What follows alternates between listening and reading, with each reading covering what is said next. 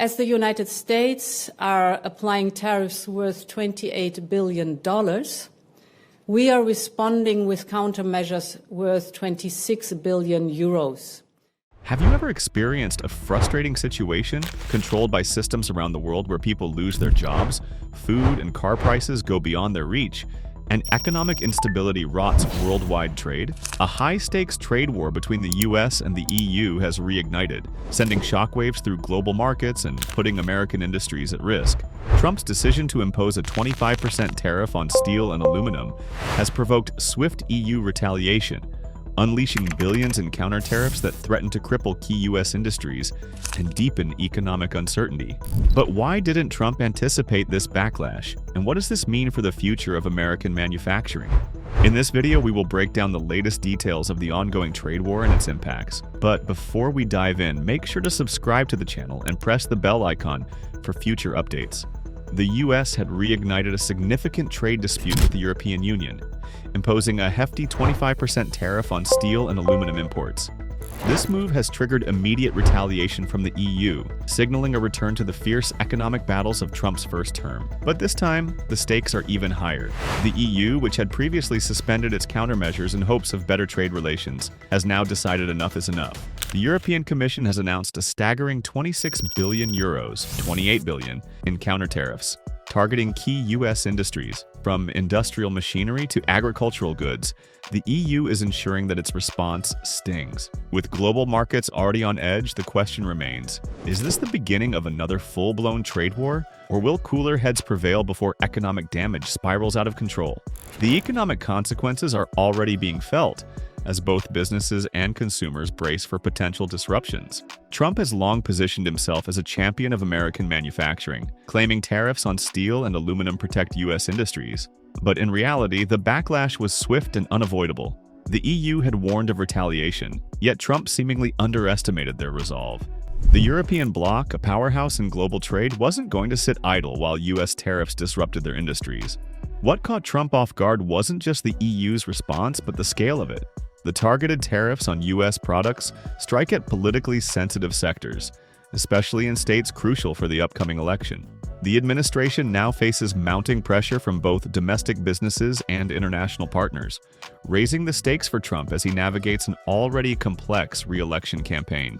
Meanwhile, industry leaders in affected sectors are urging urgent policy adjustments to minimize financial fallout. So how exactly is the EU responding, and what does their strategy look like? The EU is striking back with a clear strategy. On April 1st, it will reinstate tariffs suspended after Trump's last trade war, hitting $10 billion in U.S. goods like steel, aluminum, and agriculture. A second phase by mid-April will target $19.4 billion more, expanding into machinery, appliances, and key agricultural products.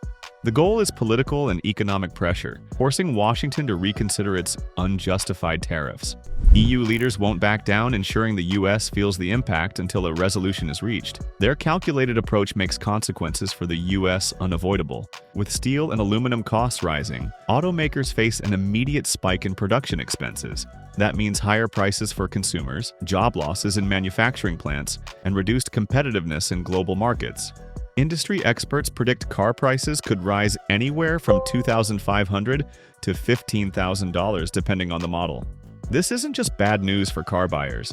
It's a nightmare for American automakers who already struggle with thin profit margins. Companies like Ford and GM are scrambling to adjust their supply chains, but there's no easy fix. Meanwhile, European automakers could gain a competitive edge as U.S. manufacturers pass costs on to consumers. The long-term consequences could reshape the U.S. auto industry, forcing some manufacturers to relocate or cut production to remain viable. But the impact doesn't stop with automakers. American consumers will also feel the squeeze. Tariffs on steel and aluminum mean everything from home appliances to construction materials will cost more. Expect higher prices on refrigerators, washing machines, and even canned goods. Home builders warn that new housing costs will climb, making affordability an even bigger issue. The worst part? Consumers are the ones who will bear the brunt of this trade war.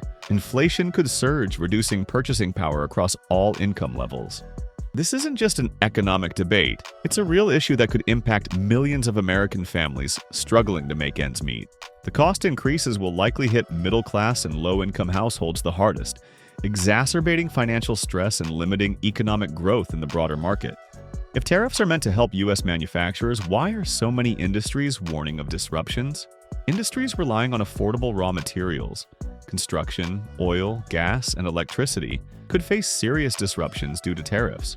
In past trade disputes, steel-using sectors lost over $3 billion in output. Companies dependent on global supply chains must either absorb costs or pass them to consumers. Tariffs may drive outsourcing as manufacturers seek stable trade partners, undermining the very industries the tariffs were meant to support. Even for the steel industry itself, history suggests the benefits may not last. With foreign competition limited, U.S. steel producers could see short-term gains. Prices have already surged over 30% in anticipation. But history tells us these benefits don't last. Tariffs from 2002 to 2003 led to an average loss of 168,000 jobs in steel-using industries, more than the total employment in the entire steel sector. And even within the industry, warnings abound. William Oenger, a leading figure in U.S. aluminum production, has cautioned that the tariffs could cost 100,000 American jobs, including 20,000 in the aluminum sector alone. The trade-off isn't as simple as it seems.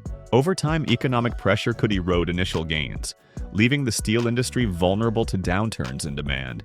And when two economic giants clash, the effects extend far beyond their borders. The US and EU account for 30% of global trade. When they fight, the entire world economy feels the impact. Markets are already reacting, with investors fearing supply chain disruptions and inflationary pressures. Emerging economies that rely on trade with both blocs could be caught in the crossfire. The multilateral trading system, already under strain from past disputes, now faces another major test. If tensions escalate further, we could see a domino effect, where other nations implement their protectionist measures. In an interconnected world, trade wars don't have winners, they only have collateral damage. The question remains whether global economic institutions can step in to mediate and prevent further economic instability before a prolonged trade crisis unfolds. Despite the heated rhetoric, there's still a chance for resolution. The EU has signaled a willingness to negotiate, but with Trump doubling down on his tariffs, diplomacy looks increasingly unlikely. The coming months will be critical. Will both sides find common ground, or are we headed for another prolonged trade war? The answer could shape global economic policy for years to come. One thing is clear, businesses, consumers, and policymakers alike need to prepare for a volatile economic landscape. Whether this ends in compromise or further escalation, the impacts of this trade war will be felt long after the dust settles. The longer tensions persist, the greater the risk of long-term economic harm that extends beyond US-EU relations. The U.S. auto industry is now on the front line of a trade war with no clear end. Steel and aluminum costs are soaring, prices are climbing, and manufacturers are ultimately paying the price. Will Trump sit at the table for negotiations, or is this just the beginning of an even bigger economic showdown? And what about the EU? Will they hold their ground, or will they look to bring a solution? Let us know your thoughts in the comments, and don't forget to subscribe by pressing the bell icon for more updates. Thanks for watching.